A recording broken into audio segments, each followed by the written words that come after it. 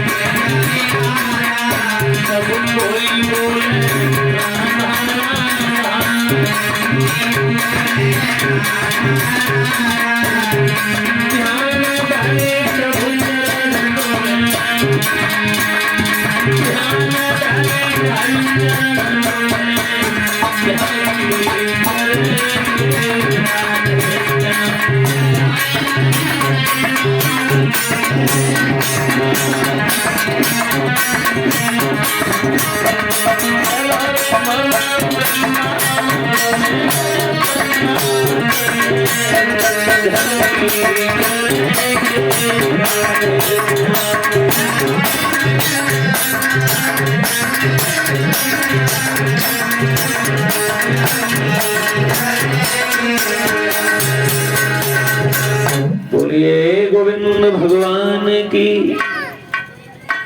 आइए कथा में ध्यान दें। इधर श्री व्यास नंदन सुखदेव जी महाराज उत्तरानंदन परीक्षित को कथा श्रवण करा रहे हैं। भक्तजनों गंगा मैया के किनारे बैठे हुए, जैसा कि आप अभी श्रवण कर रहे थे महाराज बलि के बारे में। ये बलि एक राक्षस कुल में हुए थे। ये बलि प्रहलाद के नाती थे,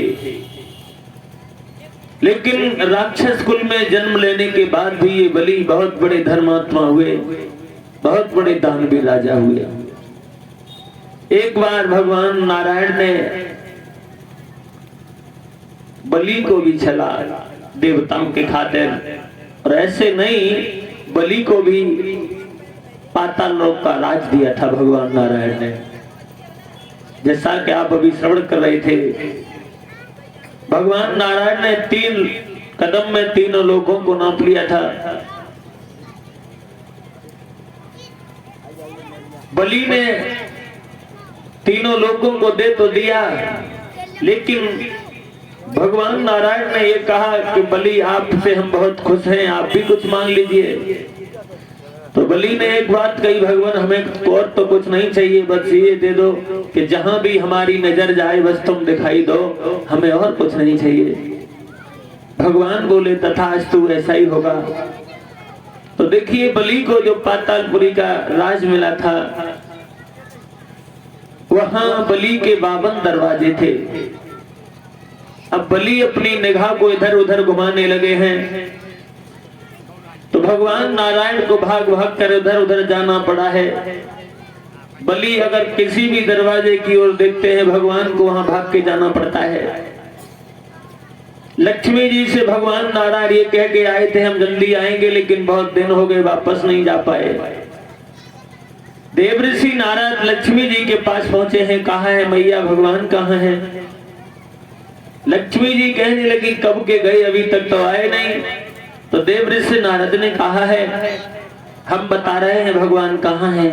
कहाँ हैं? बोले बलि के यहाँ पे चक्कर लगा रहे हैं, बलि के यहाँ कबड्डी खेल रहे हैं, कभी इस दरवाजे पे जाते हैं, कभी उस दरवाजे पे जाते हैं।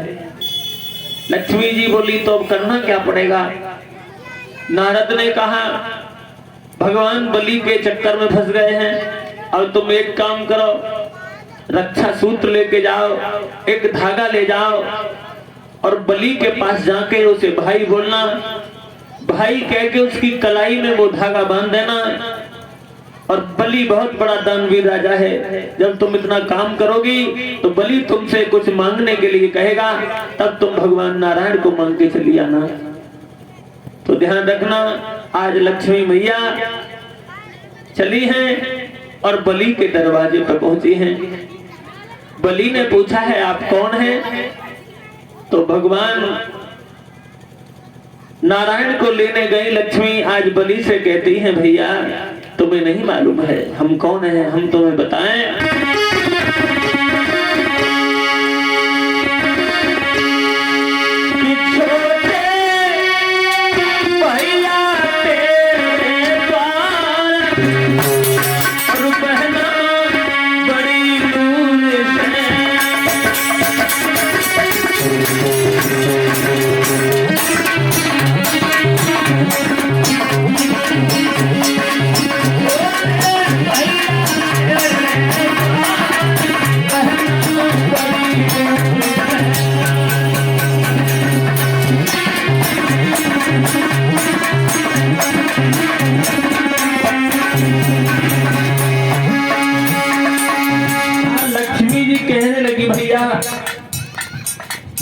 मैं तुम्हारी बहन हूँ, मैं आपकी बड़ी बहन हूँ।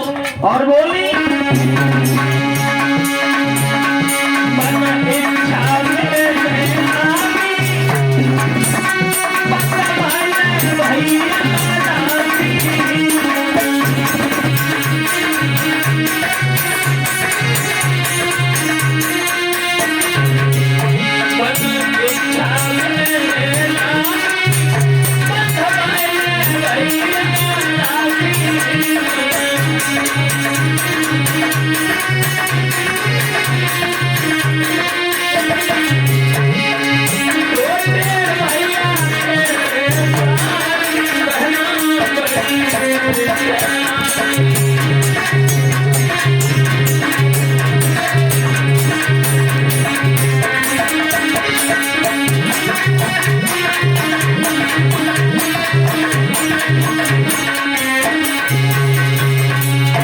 आज लक्ष्मी जी ने कहा है भैया मैं बहुत दूर से आई हूँ।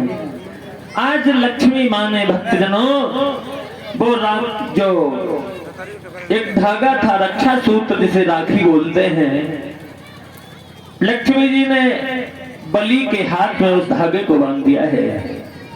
और जब वो धागा बांधा है तो बलि कहने लगे बहन आपने हमारी कलाई में ये धागा बांध दिया है, हम आपसे बहुत खुश हैं, आप हमसे कुछ मांग लो। लक्ष्मी जी कहने लगी भैया जो हम मांगेंगे क्या वो तुम दे दोगे? बोले हाँ आप मांग लीजिए, जो कहेगी हम वही दे देंगे। तो आज लक्ष्मी जी ने कहा है भैया जो तुम्हारे यहाँ ये दरवाजे दरवाजे भाग रहा है हमें इसी को दे दो, हम इसी को मांगने आए हैं। बलि कहने लगे बहन ये देने लायक तो नहीं है, लेकिन तुमने मांगा है तो हम मना भी नहीं करेंगे, ले जाओ। आज लक्ष्मी जी बलि के यहाँ से अपने पति भगवान नारायण को लेके आती हैं और उसी दिन से ये रक्षाबंधन का त्योहार शुरू हो जाता है। जो आजकल बहन रक्षाबंधन के दिन सावन के महीने में अपने भाई के हाथ में कलाई में जो राखी बांधती है, वो तभी से त्योहार शुरू हुआ है।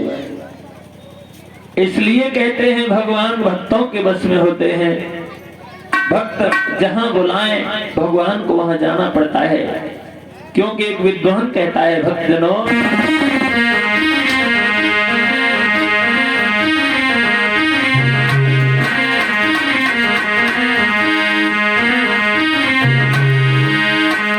कोई भी ऐसी जगह नहीं और यहाँ पर विष्णु का पास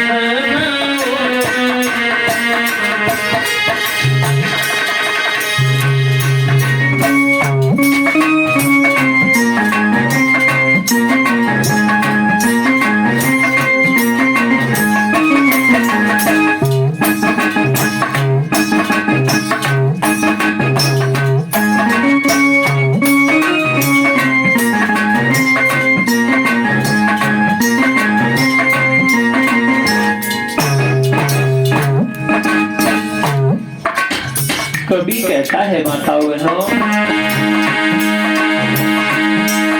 कोई अब ऐसी जगह नहीं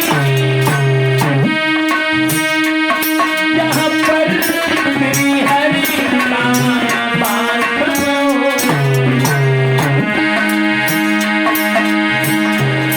हम तो ये कसम से कहते हैं,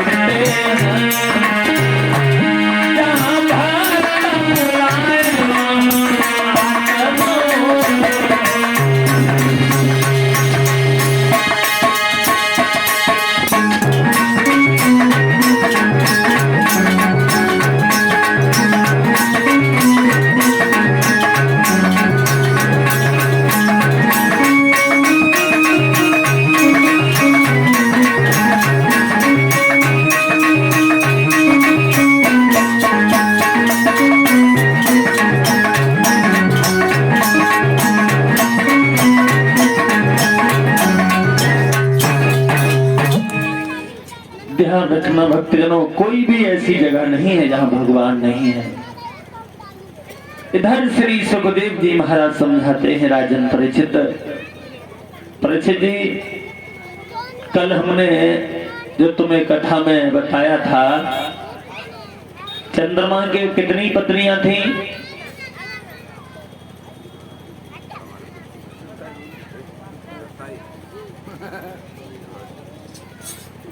देखिए ये 50 रुपए भिजवा रहे हैं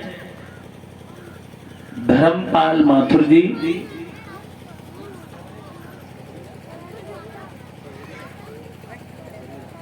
तो दोहरेरा से आए हैं, 50 रुपए भगवान की पावन कथा में दान कर रहे हैं। कामना करेंगे भगवान ऐसे भक्त लोग हमेशा आगे बढ़ते रहें। बोलिए गोविंद भगवान की। परीक्षित जी, कल हमने रात में बताया था चंद्रमा की कितनी पत्नियां थी? हाँ, बोलिए परीक्षित महाराज की 27 पत्नियां थी। सही बोली वो महाराज जी, हमसे पूछिए।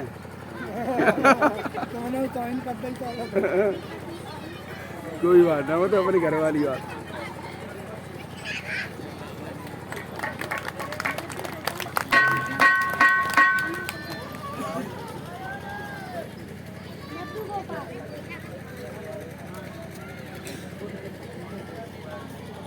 देखिए ये 501 रुपए के हार से हमें सम्मानित कर रहे हैं, जिनका नाम लड्डू गोपाल जी है। ये तो बहुत अच्छी बात है। 501 रुपए के हार से सम्मानित कर रहे हैं लड्डू गोपाल, जो सरसई वन अमरपुर से आए हैं। कामना करते हैं भगवान लड्डू गोपाल जी इन्हें लंबी उम्र दें और ये अपने माता पिता का नाम रोशन करें। यही हमारी भगवान से आकांक्षा और अभिलाषा है। बोलिए गोविंद भगवान की। देखिए भक्तों, चंद्रमा की कितनी पत्नियां थी परीक्षित जी? 27। यह चंद्रमा कौन था? ये चंद्रमा अनुसुईया का लड़का था। किसका था? अनुसुईया का। और ये अनुसुईया कौन थी? ये अनुसुईया कर्दम ऋषि की पुत्री थी और अत्रि मुनि की पत्नी थी। वही अनुसुईया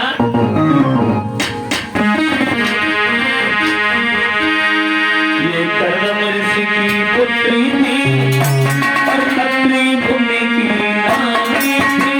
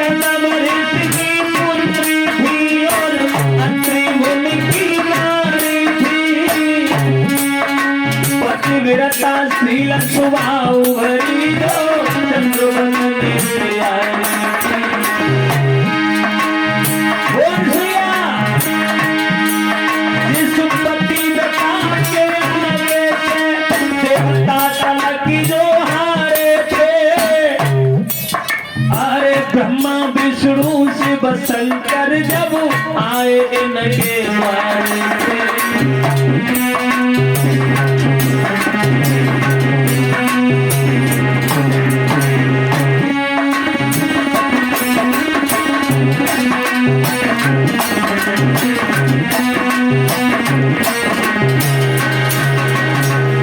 वही अनुसुईया जिसकी जांच करने के लिए तीनों देवता गए, लेकिन अनुसुईया ने पतिव्रता के तेज से उन तीनों देवताओं को छोटा छोटा बालक बना लिया था। और इन्हीं अनुसुईया के लड़का थे चंद्रमा। कौन है? चंद्रमा। वो अनुसुईया के 3 लड़के हुए थे। कौन कौन? दुर्वासा, दत्तात्रेय और चंद्रमा। ये दुर्वासा ऋषि जो थे बड़े क्रोधी स्वभाव के महात्मा थे। किसी ने सीताराम कर लिया फिर भी श्राप दे दिया, और किसी ने सीताराम नहीं किया फिर भी श्राप दे दिया। बड़े ही क्रोधी स्वभाव के महात्मा थे। और ये चंद्रमा जो था, ये चंद्रमा अपने गुरु बृहस्पति की पत्नी को भगा ले गया था। इसमें चंद्रमा का कोई दोष नहीं था। चंद्रमा का कोई दोष नहीं था। एक बार चंद्रमा अपने गुरु बृहस्पति के आश्रम पर गया है। गुरु बृहस्पति तो नहीं मिले हैं सज्जनों, वहां गुरु बृहस्पति की पत्नी तारा मिल जाते हैं। चंद्रमा ने दोनों हाथ जोड़े, कहा मैया गुरुदेव कहाँ हैं? तारा कहने लगी चंद्रदेव तुम्हारे गुरुदेव तो यहाँ नहीं हैं, वो बाहर गए हैं। चंद्रमा वहां से जाने के लिए तैयार होता है। तारा ने एक बात कही है, चंद्रदेव हमें आपसे कुछ कहना है, आप हमारे पास बैठ जाओ। चंद्रमा बैठ जाता है। क्या कहना है? तो तारा बोली है,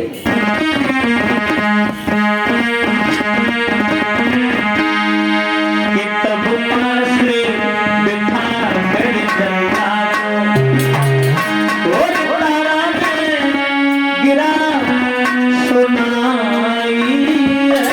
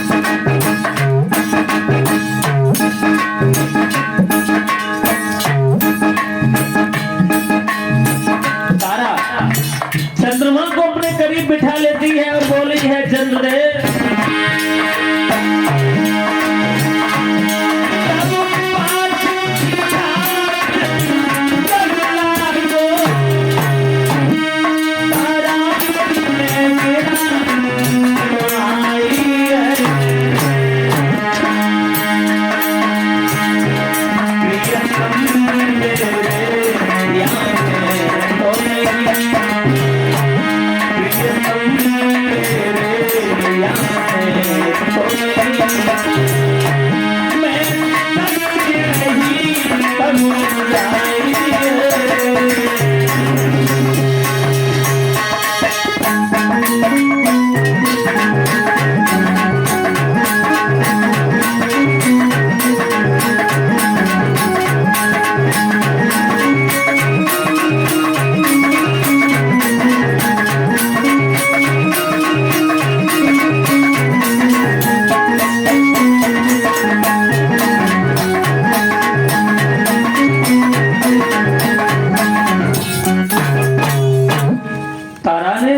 चंद्रमा को अपने पास बिठा लिया है। माता बहनों, तारा कहने लगी, चंद्रमा हमें आपसे कुछ कहना है।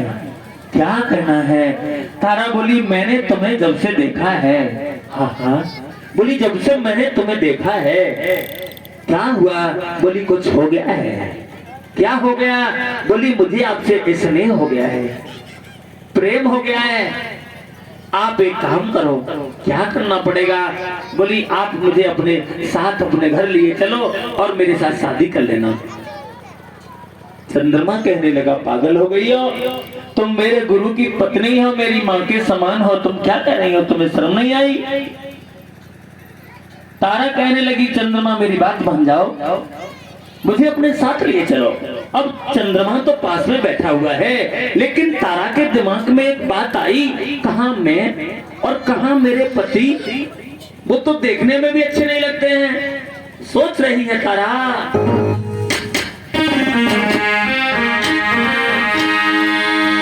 बुद्धि में बनी बात न्यारी,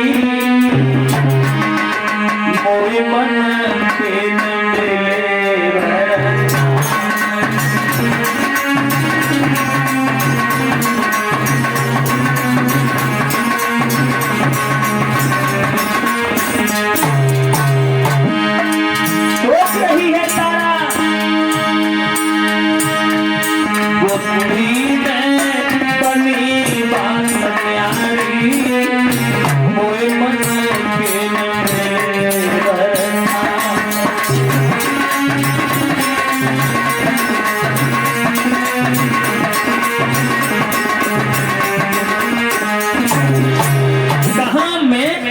कहाँ मेरे पति? वो तो देखने में भी अच्छे नहीं लगते। सोचा तारा ने, मैं गोरी पति करिया रंग के,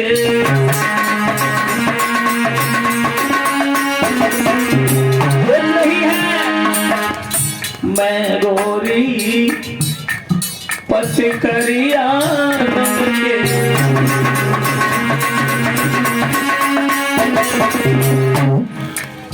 एक भी काम करे नहीं ढंग के,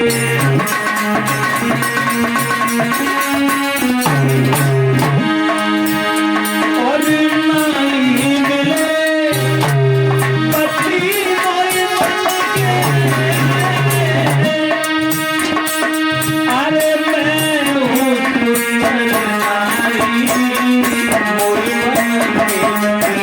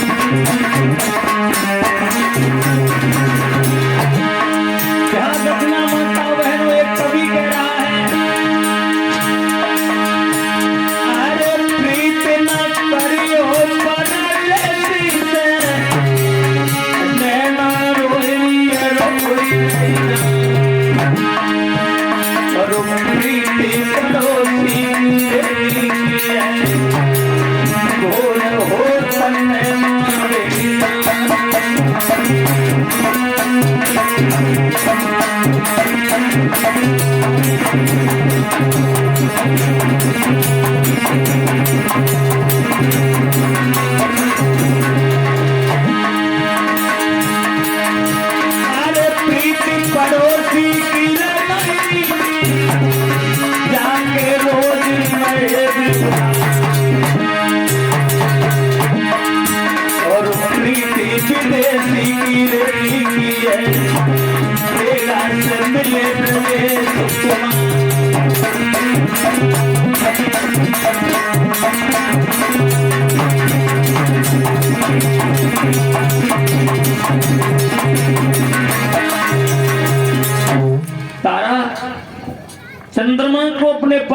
लेती है। और देखिए ये हमारे पास 100 रुपए भिजवा रहे हैं राजेश माथुर जी, 100 रुपए भिजवा रहे हैं सुमित माथुर जी जो सरसई वन से आए हैं। ये भगवान की कथा में 100 रुपए से हमें सम्मानित कर रहे हैं। कामना करते हैं ऐसे भक्त लोग हमेशा आगे बढ़ते रहें, समाज में सम्मान मिलता रहे। बोलिए गोविंद भगवान की। परीक्षित जी चंद्रमा कहने लगा कहाँ है ध्यान तुम्हारा, अब हमें जाने दो, हम जा रहे हैं।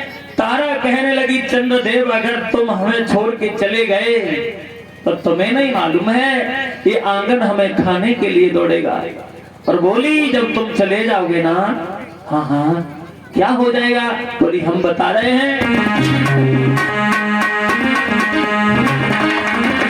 तुम जब चले जाओगे ना कि बैठे के गम की तन्हाइयों में, बोली और तेरे बारे में सोचा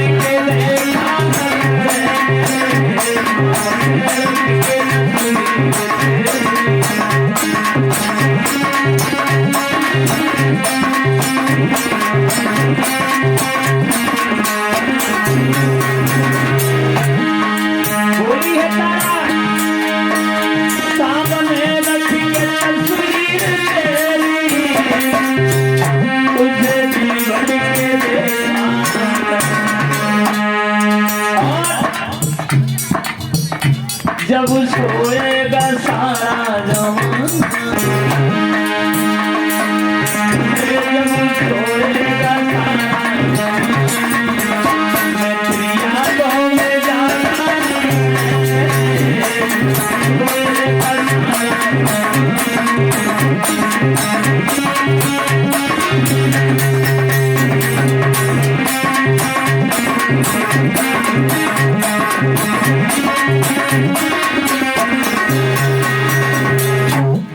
तारा कहने लगी चंद्रमा अगर तुम हमें छोड़ के चले गए तो जानते हो मैं तुम्हें श्राप दे दूंगी, मैं आपको श्राप दे दूंगी और उसका नतीजा होगा तुम भस्म हो जाओगे। और बोली है तारा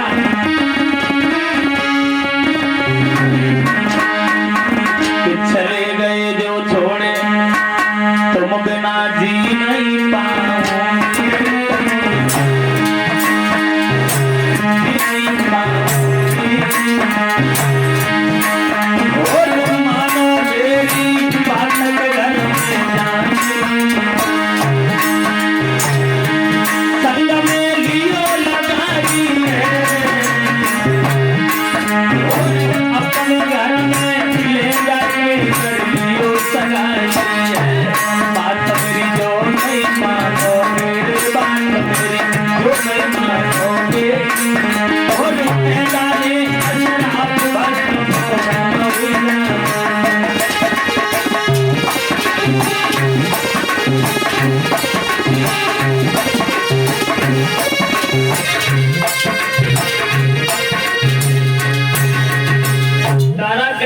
अगर तुम हमें लेके नहीं गए तो हम तुम्हें श्राप दे देंगे, उसका नतीजा होगा कि तुम भस्म हो जाओगे। चंद्रमा बोला श्राप नहीं दो, श्राप नहीं दो, तुम हमारे साथ चलो। आज तारा नहीं मानी है तो ये चंद्रमा अपने गुरु बृहस्पति की पत्नी को अपने घर ले जाता है।